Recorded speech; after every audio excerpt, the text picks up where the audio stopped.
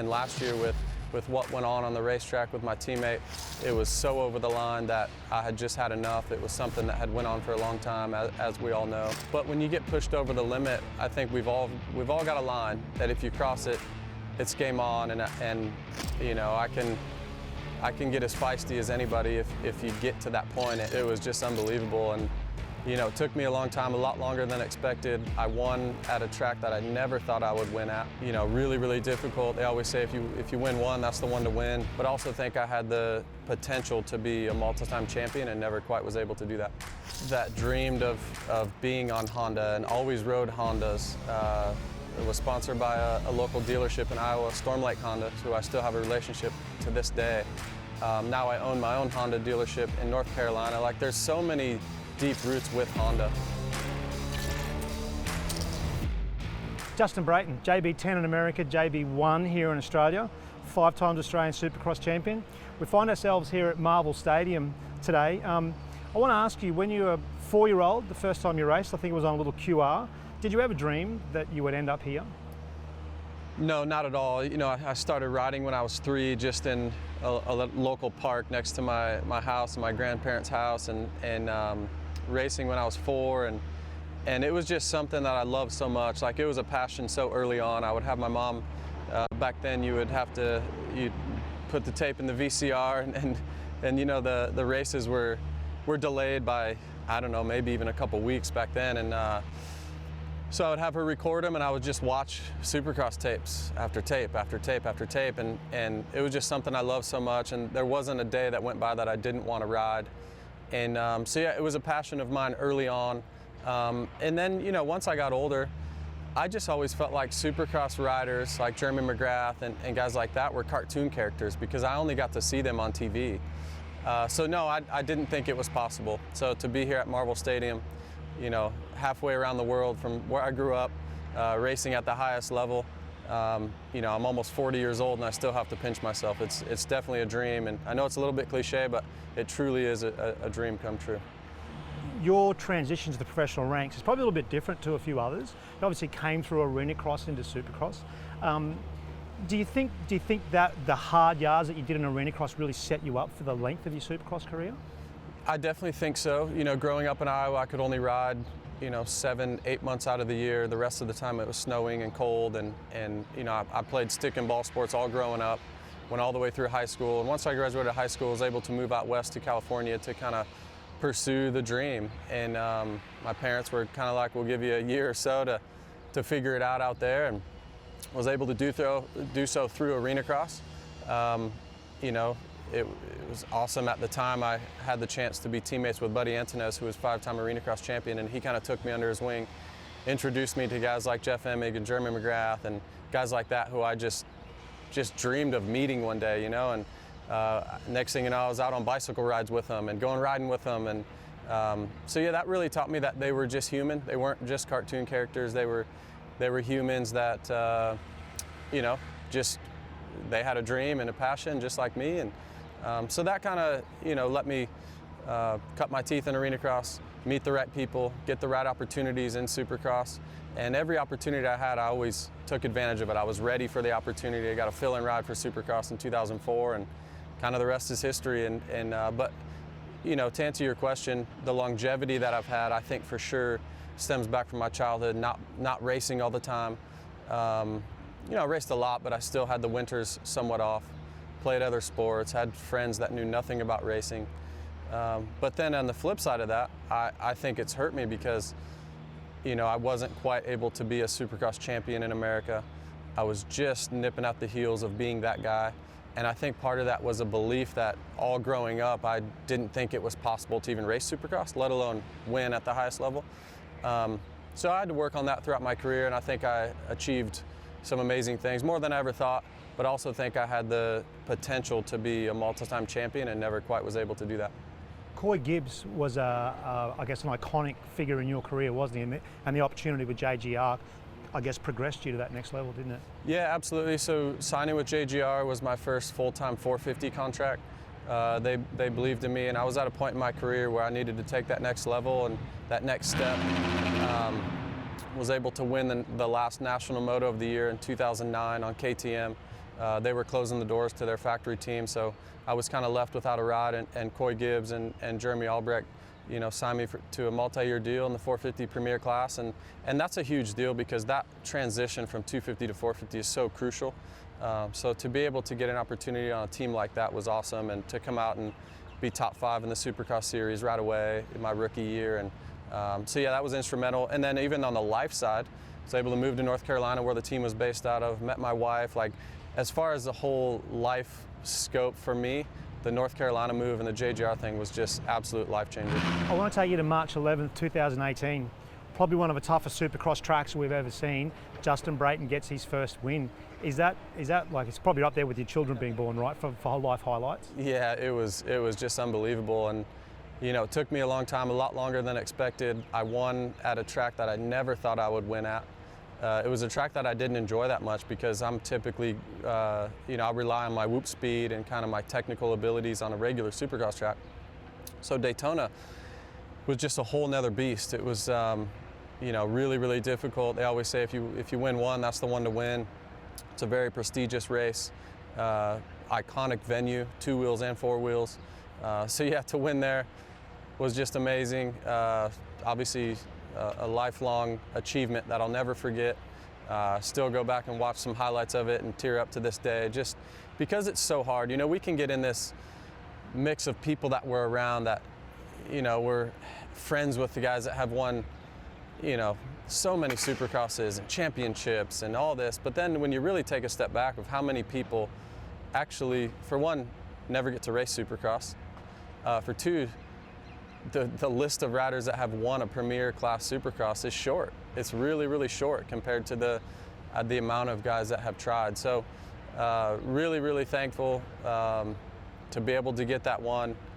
Yeah, just amazing. Like I said, I love looking at highlights to this day. Just a lifelong work, persistence, never giving up, all paid off in that one night.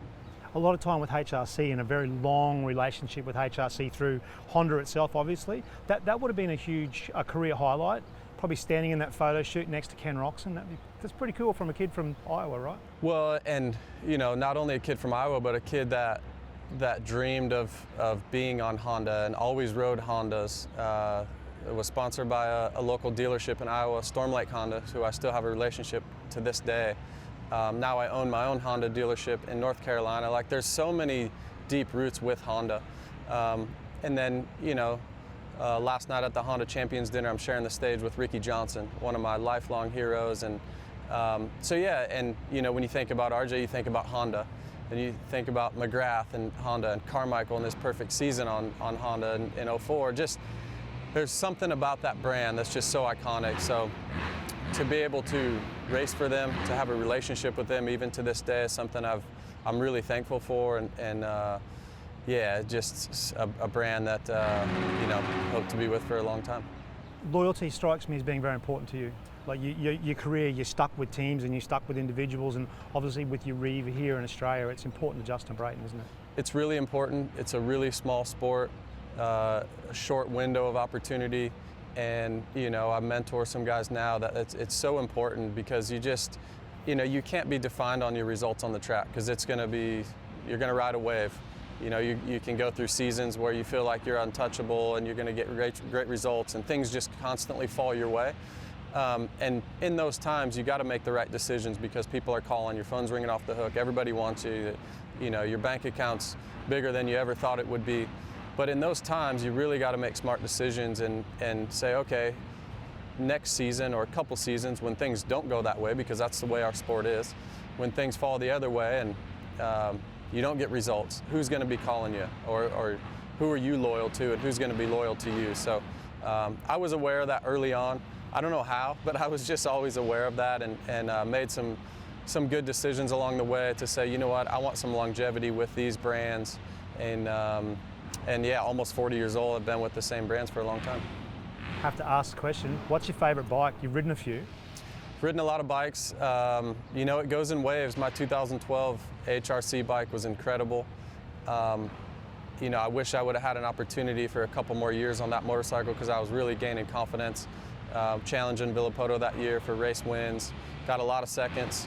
Was tied Dungey for third in the championship that year, and I think another year or two I started to get the belief that I was able to win races and win championships.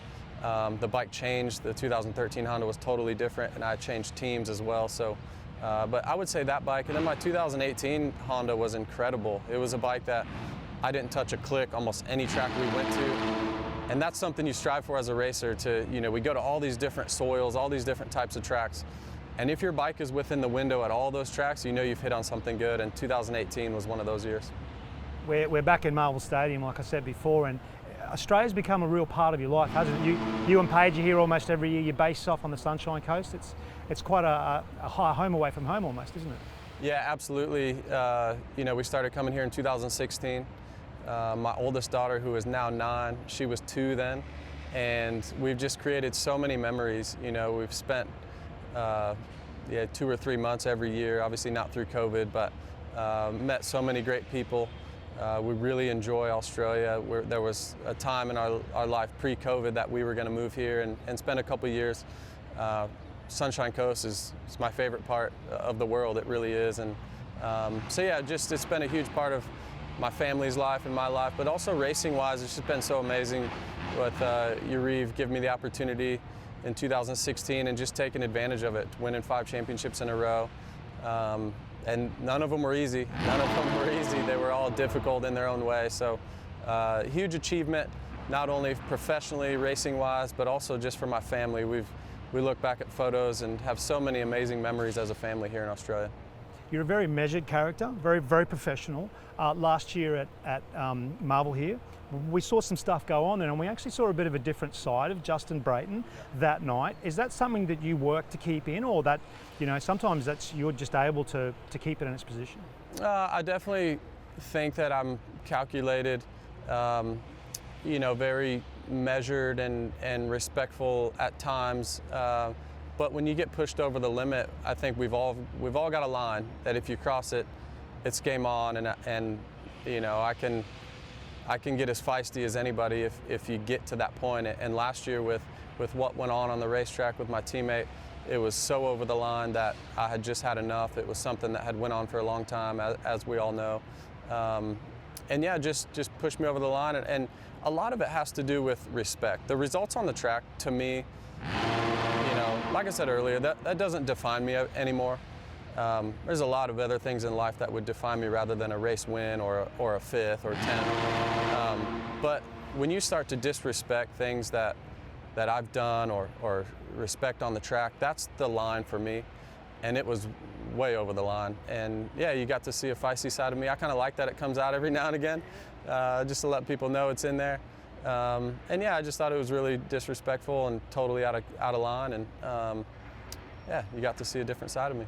5 Australian championships. It's no small feat, is it?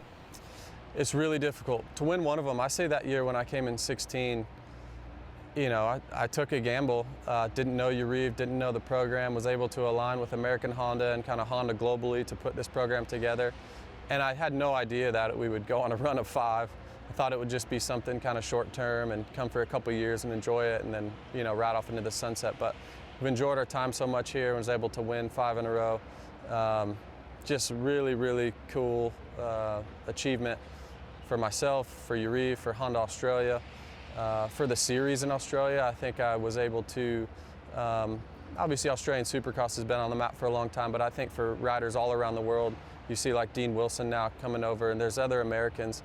I speak to a lot of guys at home that want to get over here. They want to race Australian Supercross, and how they make that happen, you got to figure it out. But happy for Dean to win the title this year, stay in the Honda family, and it reminds me a lot of myself. He's 31, just had a kid a year ago, so it reminds me a lot of myself, 8 years ago or so, and I think he's got a long-term goal of coming over here, and yeah, we'll see if he can get 5 in a row, but yeah, cool to see him do what he's doing, but yeah, really proud and happy to be able to get 5 in a row. You said a couple of times already that you're turning 40, or you're very close to 40. Life after racing, you've started to set up, obviously 10 cycles in America. Is that just the start of the Brayton empire?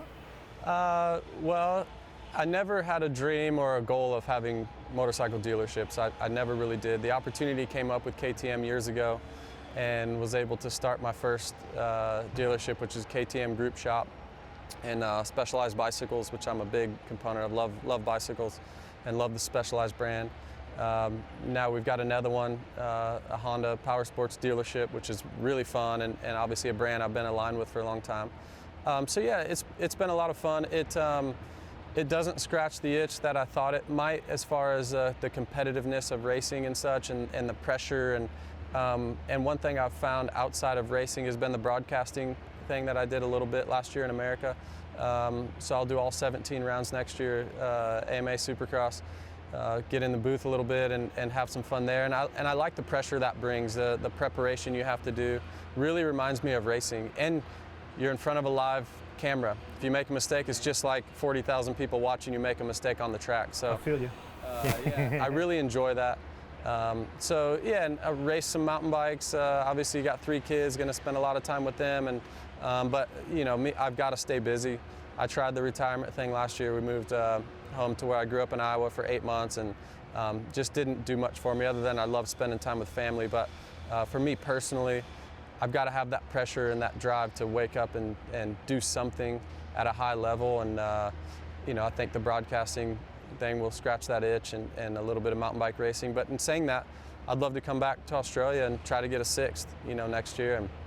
And you know, 40 years old, I don't know if anybody's ever won a championship at 40 in Supercross at any level around the world, but we'll try and make that happen. I guess the $1 million question then, is there any intent to hang it up anytime soon? Obviously. I tried that, and I didn't like the way that felt. You know, the hard part is, even my last season in America, I had some top 5s and had some really good rides. You know, did I hang it up too early? Probably not. But do I still have the capabilities and the, you know, the mental capacity to go at, you know, 10 races a year or so?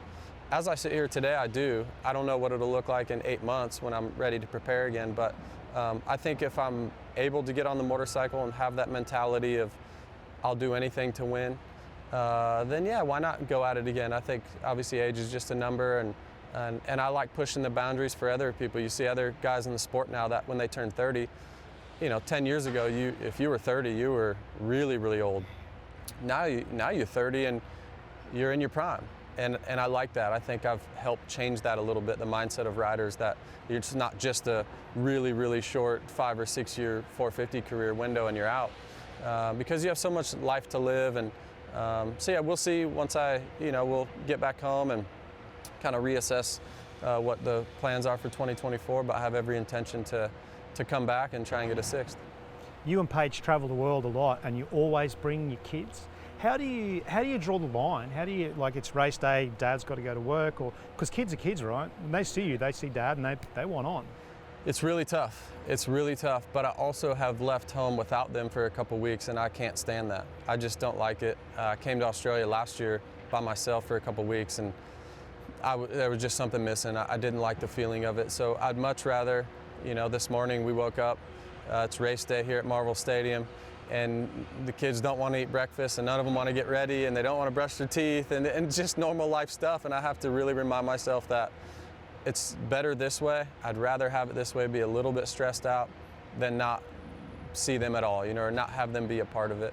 And it's really tough on my wife, Paige, but we've decided a long time ago that we want them along for the journey. For sure, it's difficult at times, but the amount of knowledge that they gain, the experience around the world. I mean, my 9-year-old and 6-year-old, you could drop them off at the airport tomorrow and they could do everything themselves. And I'm proud of that, because I think school is great on one hand, but I think just life lessons and, you know, getting an Uber or a taxi or a train or flying places and ordering food and just all the little life skills that they learn, and then meeting so many different people around the world. I think there's so many life lessons in that. And so yeah, we'll continue to take them. It's a huge challenge, like I said. Obviously, for anybody who has kids, they look at us like, you guys are crazy traveling with them, and we are a little bit, but like I said, I'd much rather have it that way than traveling alone. We've seen Chad Reed out here with his son, Levi, Ben Townley, with Levi Townley, here racing 85s. Do you think there's a likelihood that Justin Brayton will be out with the pit bull and the flag before too long? You know, it's an interesting question because we get it a lot. You know, once you start having kids as an athlete, they always ask, oh, are you going to let your son do it or daughter do it? And my answer has always been the same. If they're passionate about it, absolutely. And I think it's quite funny when people mention the injuries because I have a great comeback for that life's dangerous. I've seen people with depression and anxiety and not find a passion and work a job that they don't like for year after year after year and just work to retirement, and then they retire and they basically are done, you know? And so I'd much rather find a passion that's a little bit dangerous, but also some huge reward as well, not only financially, but just waking up with that passion and desire to do something. I think that's the hardest thing in life and the biggest achievement in life, that if you can find a passion that you wake up for every day and you love it and you never have to work a day in your life or not feel like it anyways, that's my goal for all of my kids. And whatever that is, game on. If it's out here at Marvel Stadium in 10 or 15 years, let's do it. Awesome. Justin, it's been a great ride. We've really enjoyed it. We look forward to next year, maybe a 6th. Awesome. Thank you.